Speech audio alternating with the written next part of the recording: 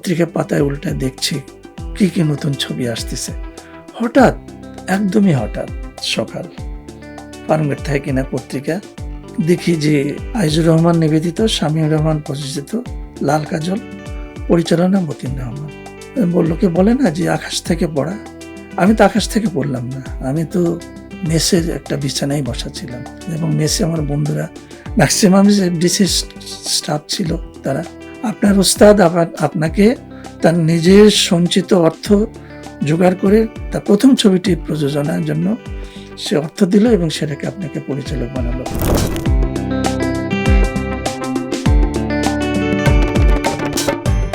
আমি 72 বছর ধরে পথ চলছি।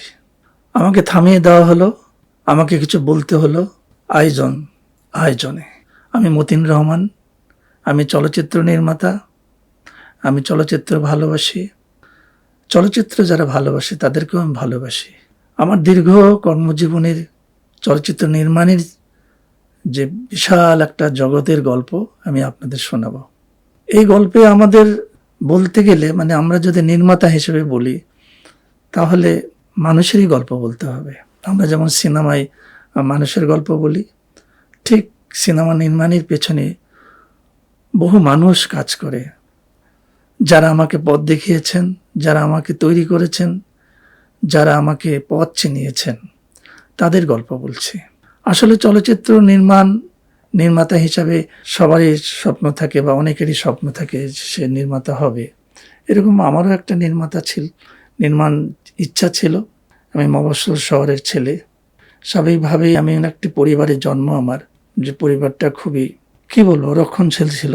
সিনেমা, সংস্কৃতি, এই ধরনের বিষয়ের প্রতি তাদের খুব একটা উৎসাহ ছিল না, বাধা ছিল আর কি।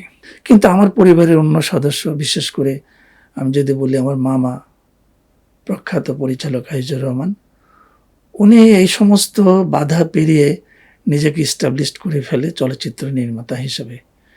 সেই একটা পথ তৈরির একটা সম্ভাবনা, একটা আলোক রশ্মি আমাকে কৈশোরকাল থেকে তাড়িয়ে বেরিয়েছে যে আমি তো মামার মতোই হতে পারি।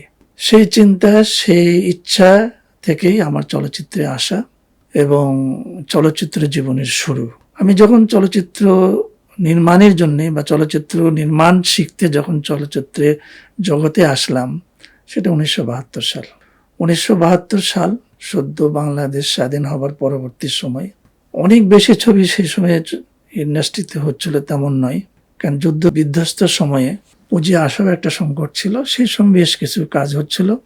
তা আমরা সাধারণত দেখেছি যে যত চলচ্চিত্র নির্মাতা তৈরি হয় বা হচ্ছে সারা বিশ্বে, দুটি ধরনের পদ্ধতিতে বা দুই ধরনের প্রেক্ষাপট থেকে তারা চলচ্চিত্র নির্মাণে আসে। এক পর্যায়ের চলচ্চিত্র নির্মাতা আসে, তারা হলো এই মাঠ পর্যায়ে যে চলচ্চিত্র নির্মাণের যে জ্ঞান, অভিজ্ঞতা, সেখান থেকে তারা চলচ্চিত্র নির্মাণে আসে। আর এক পর্যায়ে এখন ইদানিং বা বিশ্বজুড়ে আসে, তারা হলো আপনার যদি বলি যে এডুকেশন ইনস্টিটিউট থেকে। তা আমরা যখন আসলাম বা আমি যখন আসলাম, সেই সময় কিন্তু সেই ধরনের এডুকেশন ইনস্টিটিউট ছিল না। ইচ্ছা থাকলেও আমরা সেই সুযোগ পাইনি। কিন্তু একটা ইনস্টিটিউট ছিল, আমার গল্প বলতে গেলে সেটার নাম বলতেই হবে, ঢাকা ফিল্ম ইনস্টিটিউট, আলমগীর কবির প্রতিষ্ঠিত। তো একদিকে পরিচালক আইজুর রহমানের সহকারী হিসাবে চলচ্চিত্র অঙ্গনে কাজ, অন্যদিকে চলচ্চিত্র বিদ্যার কিছু চর্চার জন্য আলমগীর কবির ইনস্টিটিউটে ছাত্র হিসাবে যুক্ত হওয়া। সেই সময় আমি ভাগ্যবান মনে করি যে আমার সাথে ছিলেন বিখ্যাত চলচ্চিত্র গবেষক অনুপমা আয়াত, বিখ্যাত চলচ্চিত্র সাংবাদিক, মহিলা সাংবাদিক, একমাত্র সেই সময়ের সাংবাদিক মাহমুদা চৌধুরী, এবং চলচ্চিত্র নির্মাতা তারেক, যিনি এখন নাই পৃথিবীতে। আমার জীবনটা ঠিক এভাবে তৈরি হয় আর কি। একদিকে মাঠ, একদিকে পাঠ। এই মাঠ পাঠ চলতে 72 থেকে 82, তা 10 বছর পার হয়ে গেল আমার। আমি ভাগ্যবান, আমি নিজেকে সৌভাগ্যবানই মনে করি, কারণ আমি এমন একজন পরিচালকের অধীনে কাজ করছিলাম, তিনি এত বেশি ট্যালেন্ট রাখতেন, এত বেশি সে, আমি যদি বলি যে planner, good planner. Aizur Rahman এমন কিছু প্ল্যান করতো যে একসঙ্গে ২টি-৩টি ছবির শুটিং করতে পারতেন।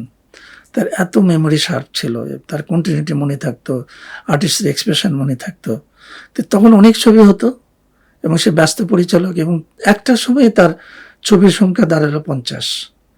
তো এই যে তার সাথে এত ছবির কাজ করতে, মানে 50টা ছবিতে আমি নিজে কাজ করিনি, 10 বছর কাজ করতে যে যতগুলো ছবি আমি তৈরি করেছি তার সাথে মানে সহযোগিতা করেছি, একটা জিনিস বোঝা গেছে যে ছবি নির্মাণে একজন পরিচালককে কিভাবে তৈরি হতে হয় আর কি, এবং কি অভিজ্ঞতা অর্জন করতে হয়, কত সিনসিয়ার থাকতে হয়, কত পরিকল্পিতভাবে কাজ করতে হয়, তাহলে আপনি আপনার ছবি নির্দিষ্ট সময়ে নির্দিষ্ট বাজেটে শেষ করা যায়।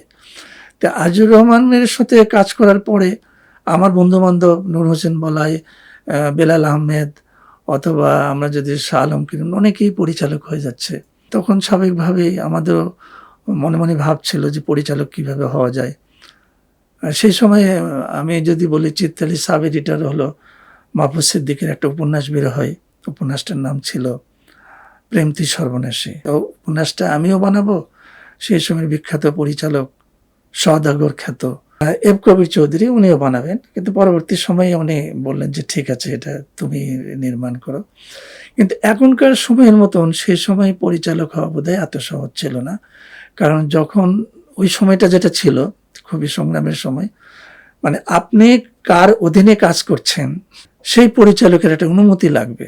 অর্থাৎ পরিচালক আপনি তৈরি হতে যে সময়টা দিয়েছেন সেটা এনফ সময় দিয়েছেন কিনা, আপনি পারবেন কিনা, প্রযোজকরা সরাসরি সেই শিক্ষক পরিচালকের কাছে আসতো, এবং আমার প্রযোজক যথারীতি পরিচালক আজিজুর রহমানের কাছে জানতে চাই যে আমি তো মতিন রহমানকে নিয়ে একটা ছবি বানাতে চাই, আপনার পরামর্শ চাই। তো ওখানে অনেকেই ছিল, এডিটর নুরুন নবী তার একটা ছবির এডিট করছিল। আজিজুর রহমান বলল যে ও কি কাজ করবে, ও তো কিছুই শিখে নাই, কিন্তু অলরেডি 10 বছর পার হয়ে গেছে। তো প্রযোজক স্বাভাবিকভাবে আমাকে আর সে সুযোগটা দেয় নাই। আমার মনটা ভীষণ খারাপ হলো। পরে থেকে আমাকে আজিজুর রহমান এমন কিছু পরীক্ষার মধ্যে ফেলে দিল যে তোমার এখন কাজ হবে প্রতিদিন রাতে শুটিং শেষ করে এই ফার্মগেট থেকে সরাসরি তুমি এটিএম শামসুজ্জামানের বাসায় যাবে, সে রাজার দিহরি, ঠিক আছে, এবং প্রতি রাত সেখানে থাকবে, তারপরে এসে স্টুডিওতে শুটিং করবে। এইভাবে আমাকে 3 মাস সেখানে পাঠানো হলো, 3 মাসের রাত্রি যাপন এবং এটিএম শামসুজ্জামানের সাথে কথা বলা, অথবা সময় কাটানো, অথবা চলচ্চিত্র কি, অথবা চিত্রনাট্য কি, অথবা সাহিত্য কি, অথবা সাহিত্যের যে মর্মকথা কোথায়, এ ধরনের একটা বিশাল একটা পরীক্ষার ভিতরে ফেললো।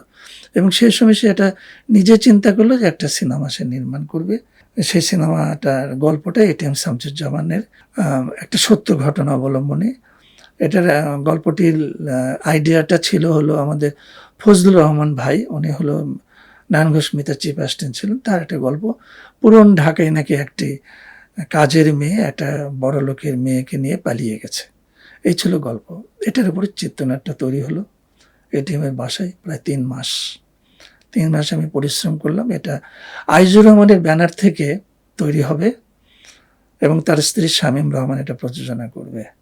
চিত্রনাট্য শেষ, স্বাভাবিকভাবে ছবিটা তো ওই সময় একটা গল্প আপনাদের বা আমি বলতে চাই যে চিত্রালী এবং ইত্তেফাক এমন দুটি পত্রিকা ছিল যে বিশেষ করে বছর প্রথমের যে সংখ্যাটা বিশেষ সংখ্যা বের হতো, সে বিশেষ সংখ্যায় চিত্রালী এবং ইত্তেফাকে প্রচুর নতুন সিনেমার বিজ্ঞাপন আসতো, প্রচুর, এবং পরিচালকরা অপেক্ষাই করতো যে নববর্ষের সময়ে তাদের ছবির বিজ্ঞাপনটা করবে আর কি। তো যথারীতি পয়লা বৈশাখ, সেই সময় বেশ কিছু ইলাস্ট্রেশন আসতো, বেশ কিছু গল্প আসতো, আমরা কিনতাম, কিনে পাতা উল্টাচ্ছে। এটা আমার জীবনের একটা স্মরণীয় ঘটনা। থাকতাম তেস্তরি বাজার একটা মেস জীবনে, এগুলোই তো আমাদের আনন্দ, উৎসব, কোলাহল। পত্রিকা পাতায় উল্টায় দেখছি কি কি নতুন ছবি আসতেছে। হঠাৎ, একদমই হঠাৎ সকাল, ফার্মগেট থেকে কিনা পত্রিকা, দেখি যে লেখা আছে একটা দুধের রং সাদা, রক্তের রং লাল, লাল কাজল। আজিজুর রহমান নিবেদিত, শামীম রহমান প্রযোজিত লাল কাজল, পরিচালনা মতিন রহমান। লোকে বলে না যে আকাশ থেকে পড়া, আমি তো আকাশ থেকে পড়লাম না, আমি তো মেসের একটা বিছানায় বসা ছিলাম। আমি যেন স্তব্ধ হয়ে গেলাম যে এই ঘটনাটা কি করে ঘটলো। এই চিত্রনাট্য প্রায় 3 মাস ধরে আমার এটিএম বলছে, আমি লিখছি, দুজন চিন্তা করছি। এটা আমি পরিচালনা করব। আর আইজুর রহমানের প্রথম প্রযোজিত ছবিতে আমি কিছুক্ষণ একদম বোকা হয়েছিলাম এবং মেসে আমার বন্ধুরা ম্যাক্সিমাম যে ডিসি স্টাফ ছিল তারা ঘটনাটা জানতে পারলো, বললো যে এটা তো বিশাল ব্যাপার। আপনার ওস্তাদ আবার আপনাকে তার নিজের সঞ্চিত অর্থ জোগাড় করে তার প্রথম ছবিটি প্রযোজনার জন্য সে অর্থ দিল এবং সেটাকে আপনাকে পরিচালক বানালো। এ ঋণ তো আপনি জীবনে শোধ করতে পারবেন না।